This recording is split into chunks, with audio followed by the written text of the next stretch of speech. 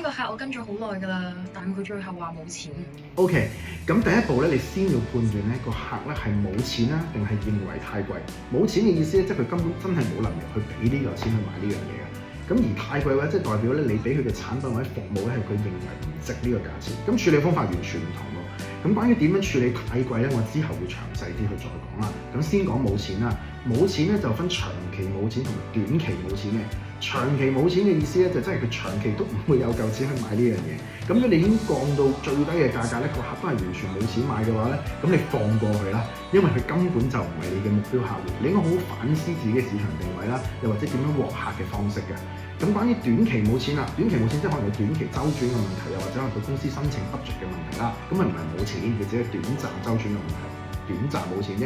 咁呢啲客戶咧，我哋可以建議佢唔同嘅支付方式啦，可能係數期上嘅問題啦，又或者可能唔同嘅支付方法，可能信用卡啊，又或者唔同嘅方式去支付，去配合到佢短期周轉嘅需要嘅。咁所以第一步，你先了解佢係冇錢啦，定係認為太貴先。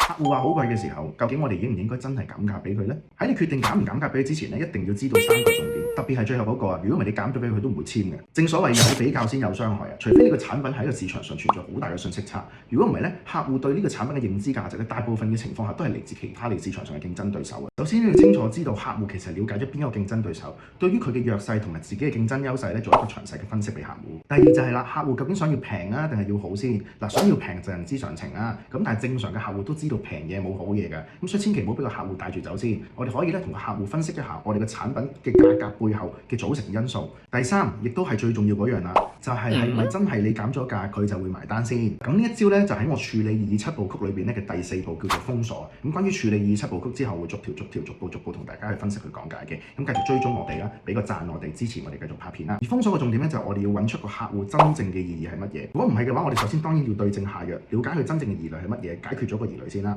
咁如果係嘅話咧，我哋就揾出個客戶而家對個產品咧嘅最高接受點係點樣。咁你睇翻我哋究竟可唔可以俾得到呢個價錢佢啦？如果俾到，我都建議即刻促成咗個交易先嘅。俾多個小貼士你添啦。如果你個產品咧係一個資產價值或者有回報嘅潛力嘅話咧，咁可以引導個客戶咧係以投資嘅角度去購買。咁價格高啊，只不過代表投入越多，回報越多啫。重點就係個客戶對個產品或者對你啊，究竟係咪真係有信心先？下一集咧我就會繼續講處理擬議9宮格嘅第3個，我唔需要。繼續追蹤我哋，俾個讚支持我哋，睇埋下條片啦。好，10秒話俾你聽點樣處理客戶話我唔需要。如果想知我冇錢同埋我覺得太貴應該點處理咧，睇翻上一2集啦。首先客戶話我唔需要咧，先假設咧你係揾啱對象先㗎啦，你真係唔會賣緊梳俾和尚啦。咁如果一個客覺得佢唔需要嘅話咧，得2個情況嘅啫。一個就係咧佢唔知呢個世界原來有呢一樣嘢幫到佢。第二個咧就係佢已經買咗呢一樣嘢啦。咁所以咧我哋唔需要夾硬咧同個客去講話啲產品嘅好處啊，點解佢會需要啊等等。其實我哋調翻轉一句説話問翻佢啊，其實你覺得唔需要原因係咪因為你已經擁有呢一樣嘢啊？咁得到嘅答案無非都係2個嘅啫。咁先講冇啦，個客戶話我冇啊，冇買咗呢啲嘢㗎。咁你首先咧就要了解個客戶，點解你咁耐都冇嘗試去了解呢樣嘢啊？第二就係你係咪有啲咩替代嘅方案去解決緊你而家現時嘅問題啊？咁其實我哋就分享翻咧，我哋嘅客戶咧係點樣透過我哋嘅服務同埋產品咧去解決佢而家嘅問題，令到有個更佳嘅方案可以建議俾個客嘅。咁第二個答案啦，就個客戶話我有啊，我買咗㗎啦。咁首先第一樣唔好沮喪住，我哋先了解咗個客其實係買咗啲乜嘢先，然之後話俾佢聽咧其實我哋有好多嘅客戶咧都同佢嘅情況一樣喎，就係佢本身已經買咗佢而家嗰樣嘢㗎啦，最後揀咗我哋呢一個服務同埋產品。咁話解釋翻俾佢聽，當中我哋嘅客戶嘅思路啦，同埋佢揀嘅我哋嘅原因啦，咁透過第三方嘅角度咧，去話俾個客聽點解最後你就算買咗都要揀我哋啦。如果想知更多處理異議嘅方法嘅話咧，睇翻上2集同埋追蹤我哋睇埋嚟緊嗰啲集數啦。個客戶話考慮下先嘅時候咧，千祈唔好問佢你考慮緊啲咩啊？如果唔係你係變咗黑 sell 嗰個㗎啦。90秒話俾你聽點樣處理客戶話考慮下先。嚴格嚟講咧，考慮下先咧都唔可以話係一個意義嘅。個客連諗個藉口嚟 hea 你都嫌嘥口水。咁好多時候咧就係我哋同個客戶嘅關係其實未夠深，令到佢舒服咁去講佢自己嘅意義或者佢嘅疑慮出嚟。第二咧，證明你喺銷售嘅過程做得唔夠，特別喺 closing 嘅時候咧，假定成交嘅力度唔夠咧，令到個客咧太多嘅下台階去 hea 你，令到你揾唔到真正個客嘅疑慮，冇辦法對症下藥。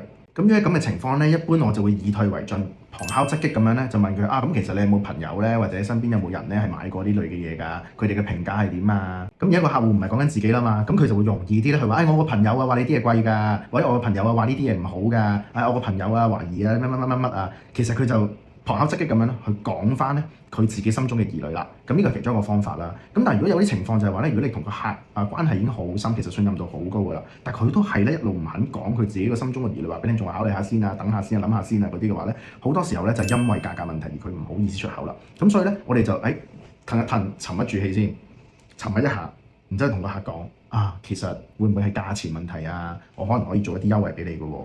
咁令到佢咧放低嗰個同你講佢因為唔夠錢啊，或者覺得因為貴而唔去埋單嘅一個阻礙啦。咁令到佢咧去真正去講俾你聽發生咩事。咁如果中嘅話，即係個問題咧，其實就係冇錢或者覺得太貴啦。咁呢個可以翻去我哋咧常見2九宮格嘅第一格同埋第2格喺下面嘅連結或者留言咧，我可以 send 翻條 link 俾你睇翻嘅。多謝你睇到最尾啊！如果你係中意呢個系列嘅話咧，咁啊點讚、分享、追蹤我哋，支持我哋拍片啦〜